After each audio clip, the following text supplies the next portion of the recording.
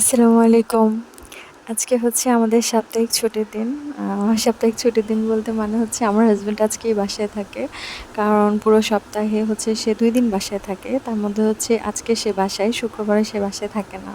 তো আমি চেষ্টা করি এই দিনগুলোতে তার পছন্দের খাবারগুলো তার জন্য তৈরি করতে। তো আজকে সে বলল সে চাইনিজ খাবে। আর তার চাইনিজ অনেক পছন্দ।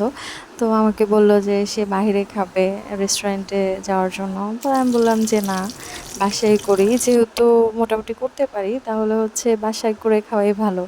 আর রেস্টুরেন্ট থেকে হচ্ছে নিজে করে নিজে বাসায় খাওয়ার মধ্যে হচ্ছে আলাদা একটা আত্মতৃপ্তি আছে। পরে যেই বলা সেই কাজ, এরপরে সবকিছু রেডি করলাম, একটা একটা করে করলাম। এর মধ্যে তো হচ্ছে আবার সানাফকেও দেখতে হয়, পুরো বাসা গোছাইতে হয়। গুছিয়ে আসলে লাভ নেই, কারণ হচ্ছে সানাফ তো এখন হাঁটতে পারে, তো সে পুরো বাসার সব কিছু এলোমেলো করে ফেলে যতই আমি গুছিয়ে রাখি না কেন।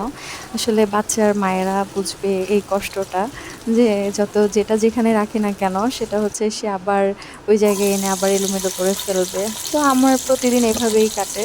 আল্লাহর রহমতে সবকিছু নিয়ে আলহামদুলিল্লাহ অনেক ভালো আছি। তো ব্যস্ততার দিনগুলো আসলে ভালোই যায়। ওই যে বলে না যে ব্যস্ত থাকলে আসলে খারাপ বা যেকোনো কিছু মনে আসলে আসে না। তখন একটা নিজের সংসার, নিজের সবকিছু নিয়ে আসলে মানে অনেক বেশি ব্যস্ত থাকতে হয়। থেকে তা না। আমি আসলে এগুলো একটু, একটু করে নিজে করতে, করতে তারপরে আন্দাজ করে, করে মোটামুটি এখন সবকিছুই করতে পারি।